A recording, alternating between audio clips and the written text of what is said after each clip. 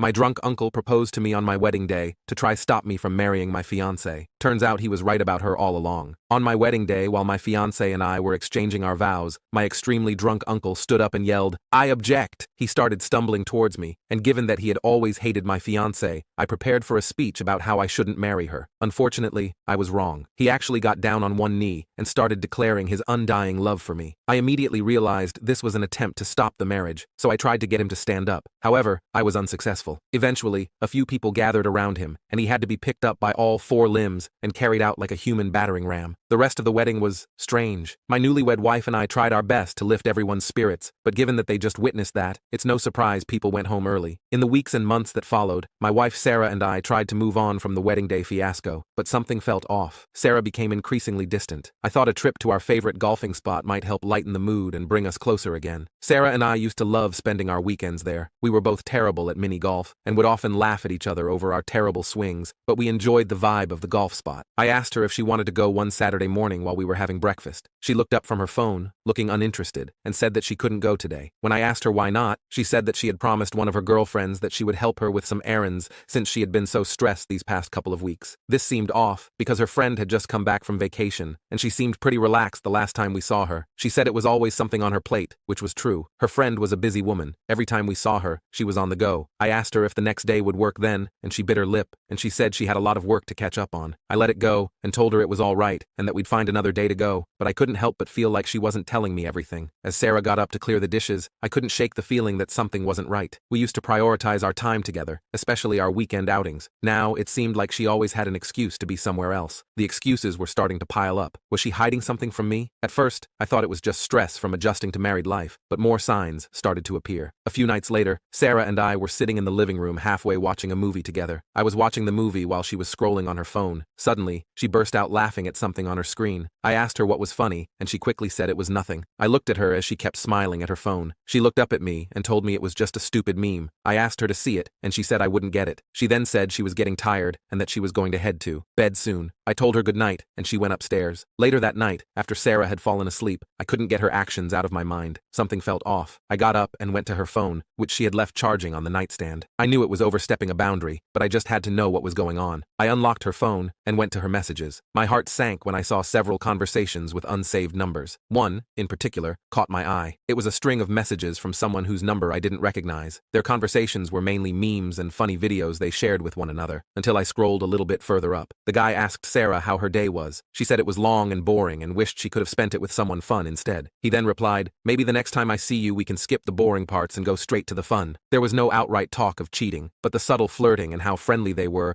enough to show that something had gone on between them. The laughs from earlier and the casual intimacy in their words all pointed to a connection she was keeping from me. I felt angry, hurt, and confused. Who was this person, and why was Sarah hiding this relationship from me? The doubts and suspicions that I tried to deny had come true. I put her phone back and laid down next to her, staring at the ceiling. My mind was racing with questions and the realization that my marriage was failing before it had a chance to begin. I knew I had to get to the bottom of this, so I decided not to speak on it at the moment until I had solid proof against her to confront her. In the following weeks, I started collecting evidence. I took screenshots of her text messages, spoke with some of our shared friends, and pieced together the timeline of their affair. It was a painful process, but I needed to know the full story before confronting Sarah. I found myself questioning everything. The nights were the hardest. I would lie awake, replaying every moment, every conversation, wondering how I could have missed the signs. One night, I decided to dig deeper. I went through old messages, social media posts, and even emails. I discovered a pattern. Sarah had been very secretive over the past year, with late-night messages, sudden trips for work, and constant texting with the unnamed number. Each piece of evidence felt like another stab in the back. I reached out to mutual friends to ask them for information, without revealing too much. One friend, Karen, mentioned seeing Sarah with a guy she didn't recognize at a cafe a few times. She hadn't thought much of it at the time. She assumed it was a colleague, but now, it all made sense. I decided to make one last effort to reconnect with Sarah. Maybe a nice dinner out would give us a chance to talk and bridge the growing distance between us. I had to try one last time. I saw she was getting ready to go out, so I called her downstairs. I asked her if she wanted to try this new Italian place downtown for dinner that night. Sarah has always loved pasta, and I've heard great things about this restaurant. She barely looked up from her phone and said she'd love to, but she had to take care of some stuff. It was 9 p.m. and she was wearing a beautiful black dress with heels. I asked her what could she possibly have to do dressed like like that at this hour? She said it was just a girls' night that she forgot to tell me about. I told her that I knew she was cheating on me. She froze. Her eyes widened, and she asked me what I was talking about. I showed her all the evidence from the past few weeks, the screenshots, and the credit card transactions that showed she didn't match where she said she was going to be. She got defensive, saying that I didn't trust her, and that I knew she wouldn't do anything like that before. She claimed that someone framed her, and those messages weren't her. After I told her that I knew this was her because I found the messages as she was asleep, she said it was not what I thought it was. She said it was just harmless fun, and she didn't do anything with the people she chatted with. She'd been lying to me, avoiding me, and making up excuses to spend time with these people. This was cheating in my eyes. She then tried to make excuses like she was lonely and I was always busy at work. I tried to make plans with her countless times, but I wasn't hearing it. I told her that she had made her choice and that she should stick with it. I told her our friends even said that she was cheating on me. She asked me which friends, and I told her I wasn't going to say. She then asked if my uncle had revealed all this to me and told me to check her phone. I asked her why my uncle would say anything about this. I was genuinely confused at this point. I asked her what he had to do with this, and she hesitated. I knew something was up now, and I knew I needed to talk to my uncle to get to the bottom of this. She broke down in tears, begging me to stay with her. I told her I needed space and left the house. I needed answers, so I reached out to my uncle. We met at a quiet cafe the next day, and he looked worn out. I asked him about what Sarah had told me. He immediately told me he was sorry, and that he should have told me earlier. He knew Sarah was cheating on me before the marriage, and that was the reason he was trying to interrupt it before I said, I do. I asked him why he would let me follow through with this decision if he knew she was cheating on me before our marriage, and he said that it was complicated. She had been blackmailing him this whole time and threatened him if he told me. I asked what she could possibly be hanging over my uncle's head to make him not tell me the truth. He hesitated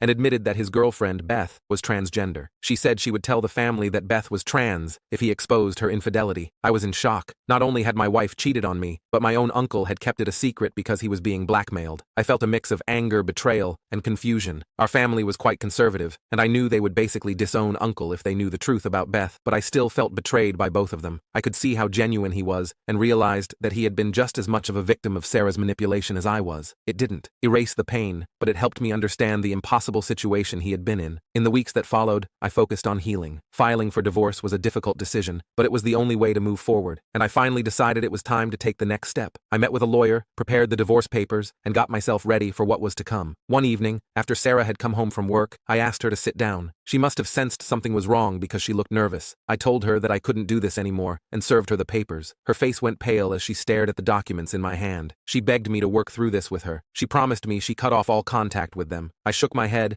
and told her that it's not just about the affair partners. It was about the lies and the manipulation. She blackmailed my uncle and used his relationship against him to cover up her own wrongdoings. She sobbed and tried to grab my hand, but I pulled away. She said she was scared that I would leave her. She begged me not to leave her and said she didn't know what she'd do without me. She said she loved me. I felt a ton of emotions all at once. I wanted to be with her because I loved her, but I knew our marriage was too far gone, and my trust in her could never be restored. I left her sitting there, broken and crying, the divorce papers on the table in front of her. As I walked out of the house, I felt a weight being lifted off of me, even though I was sad to leave her. My uncle and I continued to rebuild our relationship. It was a slow process, but I could tell he was genuinely remorseful, and I could see how much the situation had affected him and Beth. As the months went by, I began to see the situation from a new perspective. I started therapy, which helped me process my emotions and understand my feelings. Therapy also helped me rebuild my self-esteem. I had been feeling worthless and unlovable, but my therapist helped me see my worth and the positive qualities I brought to a relationship. Slowly, I started to believe in myself again. One of the biggest changes during this period was reconnecting with my passions. I had always loved painting, but during my marriage, I had let it fall by the wayside. Now, with more time on my hands, I picked up the brush again. It was therapeutic. I also started running, which I had never been particularly interested in before. A few years later, I felt ready to dip my toes back into the dating pool. It was intimidating at first, but my friends encouraged me to take it slow and have fun. I went on a few dates, nothing serious, but it was nice to feel desired and appreciated again. One date stood out from the rest. Her name was Courtney, and she was everything Sarah wasn't. She was kind, genuine, and understanding. We clicked immediately, and our first date turned into a long conversation over coffee and then dinner. We shared our past experiences, and she listened without judgment. As we continued to see each other, Emily showed me what a healthy, supportive relationship looked like. She encouraged my passions, supported my decisions, and most importantly, she was honest.